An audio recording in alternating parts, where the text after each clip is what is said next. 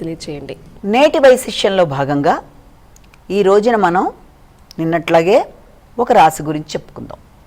అయితే మేషరాశి నిన్న చెప్పుకున్నాం కాబట్టి ఈ రోజున వృషభ రాశిలో పుట్టిన వాళ్ళ లక్షణాలు ఎలా ఉంటాయి అంటే వృషభ రాశి కానీ అలాగే జోడియాక్ సైన్స్ ప్రకారం తీసుకున్నా కూడా టారస్ అంటారు వాళ్ళ లక్షణాలు కానీ వృషభ లగ్నం వాళ్ళకి కానీ అంటే వృషభ రాశిలో పుట్టిన వాళ్ళు అంటే మనకి మామూలుగా చెప్పినప్పుడు ఏమొస్తుంది మనం దీంట్లో చూసుకున్నప్పుడు నక్షత్రాల ప్రకారం అంటే కృత్తికం 1, 2, 3, 4 పాదాలు, రోహిణి 1, 2, 3, 4 పాదాలు, మృగశిర 1, 2 పాదాలు, వీళ్ళు వృషభ రాశిలోకి వస్తారు. అలాగే జోడియాక్ సైన్స్ టారస్ ప్రకారం తీసుకుంటే కూడా మనకి ఏరిస్ తర్వాత వచ్చేది టారస్ కదా, వాళ్ళని తీసుకున్నా కూడా సన్ సైన్స్ ప్రకారం వృషభ రాశి టారస్లో పుట్టిన వాళ్ళ యొక్క లక్షణాలు ఎలా ఉంటాయి అన్నది. అలాగే ఈ లగ్నం వృషభ లగ్నంలో పుట్టిన అంటే వీళ్ళ యొక్క లక్షణాలు మాత్రమే మనం ఇక్కడ మామూలుగా చెప్పుకుంటున్నాం. అంటే ఒక చిన్న బ్రీఫ్గా ఉన్న సమయం ప్రకారం చెప్పుకుంటున్నాం. సాధారణంగా వృషభ రాశిలో పుట్టిన వాళ్ళు చాలా సౌమ్యంగా ఉంటారు.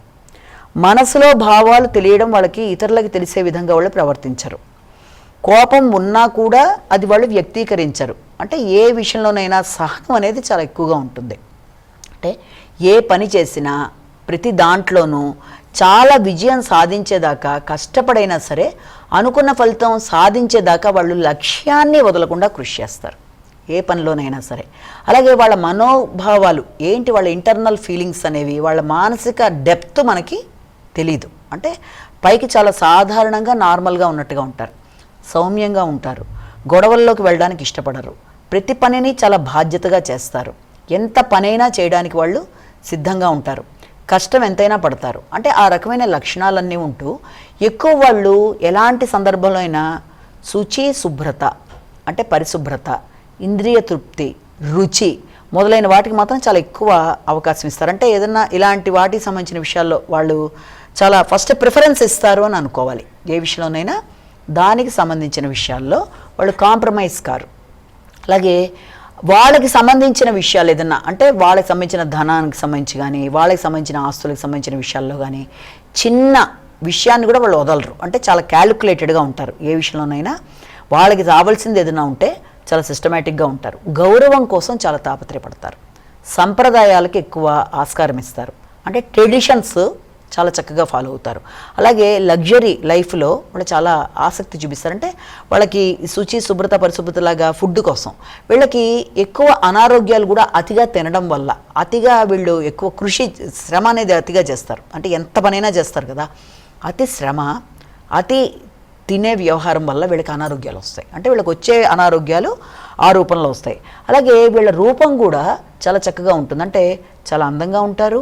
అలాగే వాళ్ళకి ఈ యొక్క గొంతుకి సంబంధించి స్వరపేటికి సంబంధించిన అనారోగ్యాలకి ఆస్కారం ఉంది. మనుషులు మధ్యమ దేహంతో ఉంటారు. అలాగే మెడ విశాలంగా లావుగా ఉంటుంది.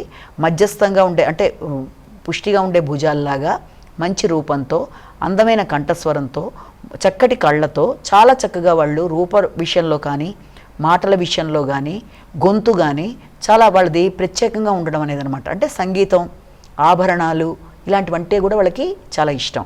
అనారోగ్యాలు కూడా గొంతుకి సంబంధించిన అనారోగ్యాలకి గొంతు కూడా చాలా వాళ్ళది చాలా సున్నితంగా, సన్నగా, చక్కగా అంటే మంచి సాంగ్స్కి అనుకూలంగా ఉంది అని అనుకోవచ్చు. అలాగే వాళ్ళ యొక్క గొంతులు చాలా చక్కగా ఉంటాయి.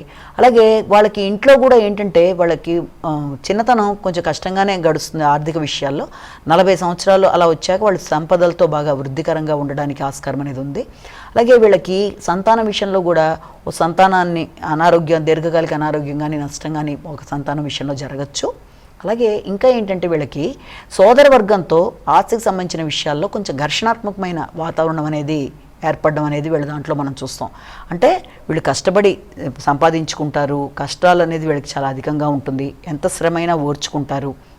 అయితే వీళ్ళు ఏ విషయంలోనైనా సరే వాళ్ళకి రావాల్సిన దాని విషయంలో మాత్రం అంత తొందరగా వీళ్ళకు ఉండే ఆస్తి కూడా ఆకస్మికంగా రావడం కానీ భూమికి సంబంధించిన విషయాలు కానీ శ్రమరహితమైన ఆదాయాలకు కూడా వీళ్ళకి ఆస్కారం అనేది ఒకటి చెప్పచ్చు. అలాగే వీళ్ళ యొక్క ఆదాయాల్లో కూడా కొంత అనవసరంగా ఖర్చులు అవ్వడము, కోర్టుకి సంబంధించి వేస్ట్ అవ్వడము అలాంటి వాటికి కూడా వీళ్ళ యొక్క ఆదాయాల విషయంలో వీళ్ళ దాంట్లో మనం గమనించవచ్చు. అలాగే వీళ్ళకి మిత్రులు ఉంటారు. అంటే స్నేహాలు, ధనం విషయంలో కూడా చాలా క్యాలిక్యులేటెడ్గా జాగ్రత్తగా ఉంటారు. అనవసరంగా ఖర్చు పెట్టడం అనేది వీళ్ళకి ఇష్టం ఉండదు. ప్రతి చిన్న రూపాయిని చాలా జాగ్రత్తగా చేయడం, వాళ్ళకి అవసరం అనుకున్నప్పుడు వాళ్ళు ఖర్చు పెట్టుకున్నా ధనాన్ని నేర్పుగా దాచుకోవడంలో కానీ దాన్ని ఖర్చు పెట్టుకునే విషయంలో కానీ చాలా సిస్టమేటిక్గా వీళ్ళు పెడుతున్నప్పుడు ఆ విషయంలో వీళ్ళకి నమ్మిన స్నేహితులతో కూడా కొంత ధనం విషయంలో ఇబ్బందులు ఎదుర్కొనే ఆస్కారాలు కూడా కొన్ని ఉంటాయి.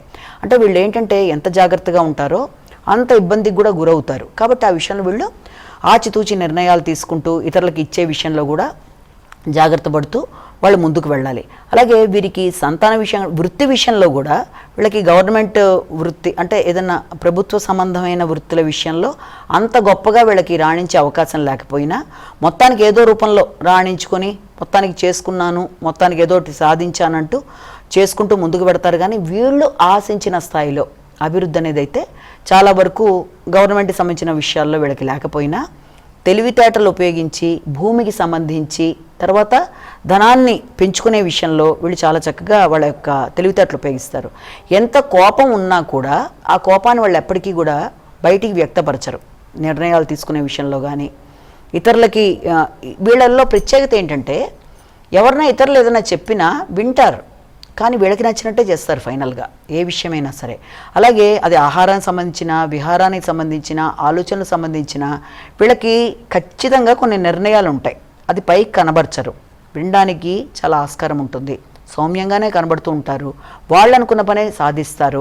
వాళ్ళు అనుకుంది పొందేదాకా ఎంతకాలం ఒక సుఖం విషయంలో కానీ ఒక లగ్జరీ విషయంలో కానీ ఒకటి సాధించాలనుకున్న విషయంలో కానీ అది రావడం లేట్ అయినా ఎంతైనా పేషెన్స్ అనేది వీళ్ళు చాలా ఎక్కువ. వీళ్ళలో పెద్ద ప్లస్ పాయింట్ ఏంటంటే సహనం చాలా ఎక్కువ, సౌమ్యత ఉంటుంది, తర్వాత ఆకర్షణీయంగా ఉంటారు, తర్వాత వీళ్ళు ఎంతైనా ఎదురు చూస్తారు, ఏ పనికైనా వెంటనే వాళ్ళు దాంతో కార్యాన్ని వాళ్ళు చక్కగా సక్సెస్ఫుల్గా సాధిస్తారు.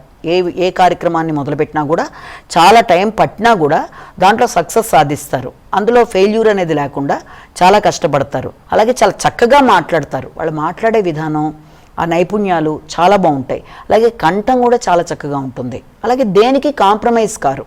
అంటే ముఖ్యంగా వాళ్ళ వస్తువులు కానీ వాళ్ళ విషయాలు కానీ శుభ్రత విషయం కానీ ఆహార విషయం కానీ ఆరోగ్యం మీద కూడా చాలా శ్రద్ధ తీసుకుంటారు. అంటే ఎలా పడితే అలా వదిలేసుకోకుండా ఆరోగ్యం కానీ ఎక్కువ కుటుంబానికి ఎక్కువ విలువ ఇవ్వడం, కుటుంబ సభ్యులతో ఉండడానికి ఇష్టపడడం, అంటే వాళ్ళ యొక్క జీవితంలో ఆ బాధ్యతలు కానీ ఇష్టం కానీ సిస్టమ్గా వాళ్ళ కోసం కేటాయించడం కానీ ఫస్ట్ ప్రిఫరెన్స్ అనేది దానికి ఇవ్వడానికి వాళ్ళు వెనకాడరు. ఏ పని చేయడానికైనా చక్కగా వాళ్ళ కోసం చాలా కష్టపడతారు.